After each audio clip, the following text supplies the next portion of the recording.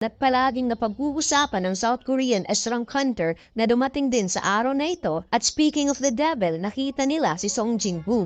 Inimungkahi ng Guildmaster na puntahan ito at i-introduce ang kanilang sarili since wala namang masama kung sasamahan nila ang isang napaka-powerful na hunter. Sinubukan niyang lumapit kay Jin-woo ngunit bigla siyang napatigil at tumigas ang kanyang buong katawan. Tinanong ng kanyang kasama kung bakit nagbago ang kanyang isip. Sagot ng Guildmaster, nakikita mo ba ang nakikita ko? Hindi pa daw nagsusummon si Jin-woo ng Shadow Soldier galing sa ibang dimensyon ngunit sa moment na ito, dinala ni Jin-woo ang lahat ng Shadow Soldier papuntang US at anytime kaya nitong makipagdigmaan sa US government sa dami ng kanyang Shadow Army. Napansin ni Jin-woo na isang foreigner na nakatitig sa kanya at sinabi ni Jin-woo na syempre laman ng balita ang kanyang brother kaya probably mayroon itong fans na gusto magpa-autograph at biglang natanong ni Jin-woo kung bakit nga ba pala sumama si Jin-chul papuntang US. Sagot ni Jin-chul na pag-utusan daw siyang maging bodyguard ni Jin-woo kaya parang nag-astang sa kuragi itong si Jin-woo dahil hindi daw niya marinig ang sinabi ni Jin-chul.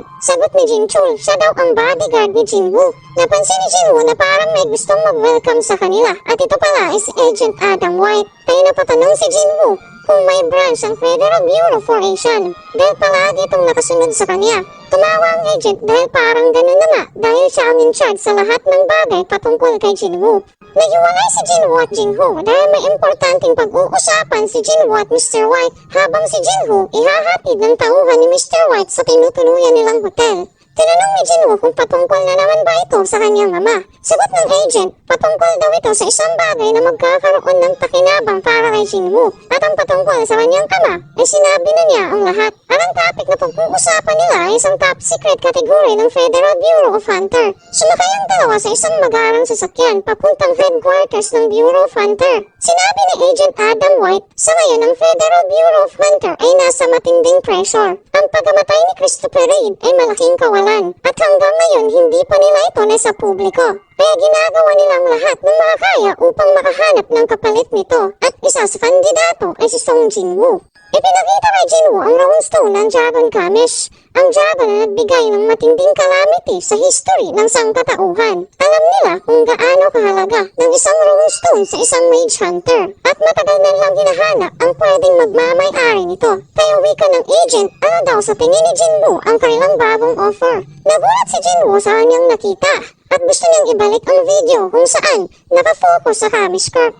Gustong puntahan ni Jin-woo ang buto ng Kamish Corps ngayon din at willing siyang ibigay ang kanyang oras sa Federal Bureau of Hunter since mayroon naman siyang right na mag-request sa kanilang offer. Tugon ni Mr. White ang existence ng kanyang knowledge ay hindi saklaw ang patungkol kung nasaan nakatago ang Kamish Corps. Subalit request nito ni Song Jin-woo kaya naniniwala siyang masisiyahan ng direktor kapag i-cater niya ang request nito. Sinabi ng agent na magantay muna si Jin-woo habang gumagawa pa siya ng report. Kaya tugon ng ating bida na mas magandang pumunta na lamang sila sa Federal Bureau upang doon na maghintay. Nagulat ang direktor ng Federal Bureau of Hunter dahil hindi siya makapaniwalang si Song Jin-woo ay nandito ngayon sa kanilang building at mas lalo siyang hindi makapaniwala na hindi nagkaroon ng interest si Jin-woo sa Roundstone. Instead, nagkaroon nito ng interest sa bangkay ng Dragon Kamish.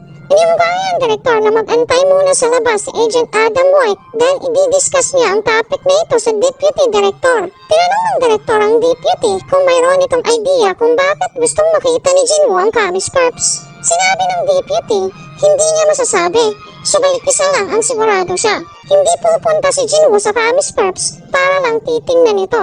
Ang halaga ng skills sa isang hunter ay hindi masusukat. Ang isang high-ranking hunters ay willing bumili ng Roundstone upang magkaroon lamang ng panibagong skills. Ibig sabihin, ang kagustuhan ni Jin-woo na makita ang Kamish Corps ay mas kapaki-pakinabang sa kanya kaysa sa bagong skills na ma-obtain niya galing sa Roundstone. Nagulat ang deputy nang biglang nag-sink in sa kanyang utak na what if may plano si Jin-woo na gawing summoning creature ang bangkay ng Dragon Kamesh.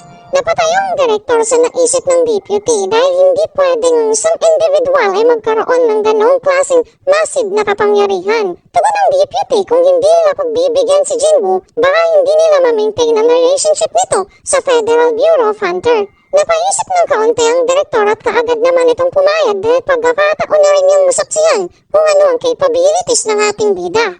Pumunta ang apat sa underground ng headquarters at at naramdaman ng ating bida ang napakaraming mana na sumabay lang sa hangin kahit 8 years na itong patay ngunit mayroon pa ring mana na naiwan sa bangkay ng Dragon Kamesh. Kaya curious talaga siya kung gaano ito palakas kapag maging isa ito sa kanyang mga Shadow Soldier. Nakapasok ng 4 sa loob at sobrang laki pala ng runestone ng Kamish Corps mga lods, hindi tulad sa mga runestone na nakukuha ni Jinwoo sa dungeon na maliit lang. Sinabi ng direktor, daan-daang hunter ang pinatay ng Dragon Kamish at dito nagsimula ang national level hunter matapos itong talunin ng 5 S-rank hunter. Sa katunayan, ang electricity na ginamit sa buong building ng Federal Bureau of Hunter ay nanggagaling sa Essence Stones ng Kamish. Tinanong ng direktor si Jinwoo kung satisfied na ba ito sa kanyang nakita. Wika ng ating bida, umatras kayo. Umatras ang tatlo at tinanong ng deputy ang direktor kung sigurado na ba siya sa decision na ito. Sagot ng direktor, okay lang dahil nasa kanya ang permission kaya titingnan niya kung ano ang mangyayari.